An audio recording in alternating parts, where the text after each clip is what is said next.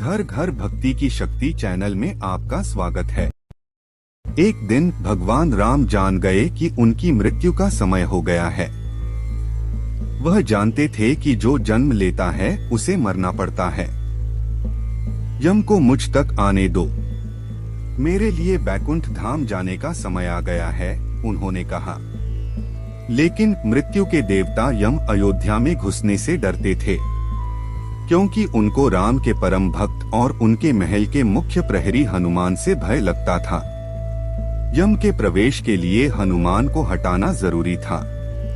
इसलिए राम जी ने अपनी अंगूठी को महल के फर्श के एक छेद में से गिरा दिया और हनुमान से इसे खोजकर लाने के लिए कहा। हनुमान ने स्वयं का स्वरूप छोटा करते हुए बिल्कुल भंवरे जैसा आकार बना लिया और केवल उस अंगूठी को ढूंढने के लिए छेद में प्रवेश कर गए।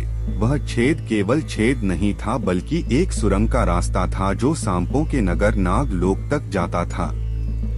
हनुमान नागों के राजा वासुकी से मिले और अपने आने का कारण बताया। वासुकी हनुमान को नाग लोक के मध्य में ले गए, जहां अंगूठियों का पहाड़ जैसा ढेर लगा हुआ था। यहाँ आपको राम की अंगूठी अवश्य ही मिल जाएगी, वासुकी ने कहा। हनुमान सोच में पड़ गए कि वो कैसे उसे ढूंढ पाएंगे, क्योंकि ये तो भूसे में सुई ढूंढने जैसा था।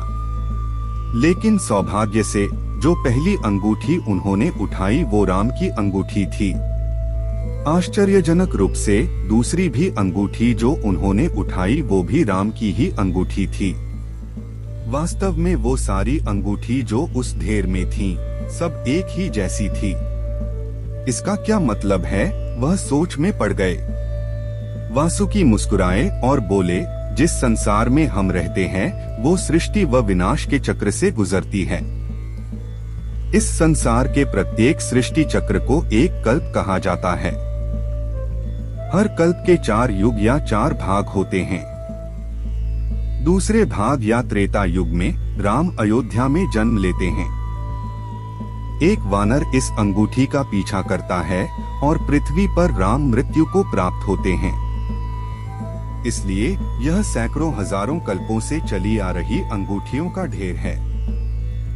सभी अंगूठियां वास्तविक हैं। अंगूठियां गिरती रहीं और इनका ढेर बड़ा होता रहा। भविष्य के रामों की अंगूठियों के लिए भी यहाँ काफी जगह है। हनुमान जान गए कि उनका नाग लोक में प्रवेश और अंगूठियों के पर्वत से साक्षात कोई आकस्मिक घटना नहीं थी। यह राम का उनको समझाने का मार्ग था कि मृत्यु को आने से रोका नहीं जा सकेगा।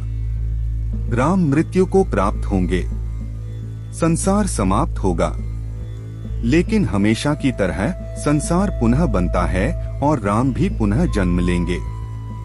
आप लोगों को ये कहानी कैसी लगी, कमेंट करके जरूर बताएं। हमारा उद्देश्य है घर घर भक्ति की शक्ति को पहुंचाना।